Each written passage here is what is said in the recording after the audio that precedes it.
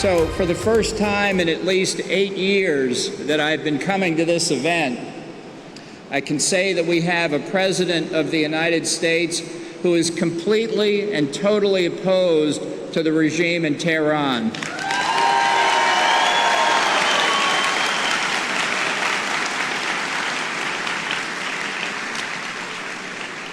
This is the true feeling of the president, and he's made it very clear. He made it clear during the election campaign last year. He's made it clear in numerous statements and even in tweets since then. He completely opposes the Iran nuclear deal signed by his predecessor.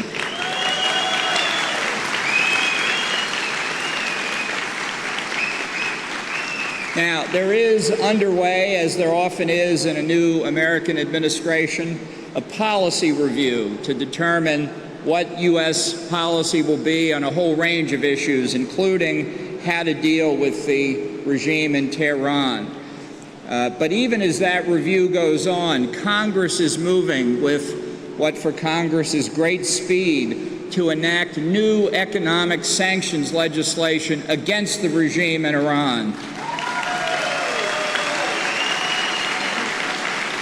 These sanctions, when they are put in place, will be because of the regime's suppression of its own people and because of their continued support for terrorism around the world. They will not be related to the nuclear issue, although the regime in Tehran has said if these sanctions are enacted into law, they will have considered a breach of the agreement. Well, that's nothing new, since the regime has been in breach of the agreement for 2 straight years. And it's also critical as we look at this policy review to understand what we want the outcome to be and what, in the United States, many of us are working toward. The outcome of the President's policy review should be to determine that the Ayatollah Khomeini's 1979 revolution will not last until its 40th birthday.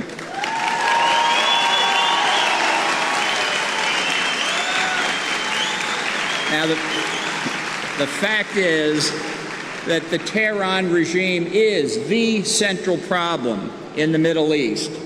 There's no fundamental difference between the Ayatollah Khomeini and President Rouhani. They're two sides of the same coin.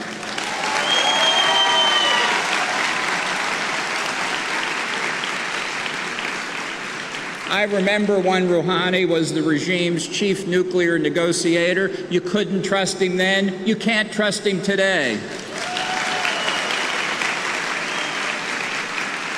And it's clear that the regime's behavior is only getting worse. Their continued violations of the agreement, their work with North Korea on nuclear weapons and ballistic missiles only continues to grow. The regime has failed internationally. It has failed domestically in economics and politics.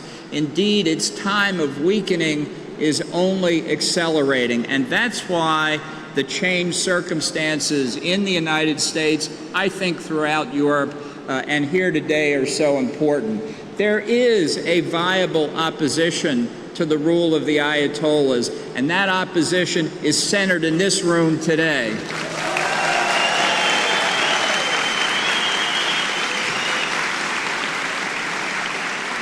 I have said for over 10 years since coming to these events that the declared policy of the United States of America should be the overthrow of the mullahs regime in Tehran.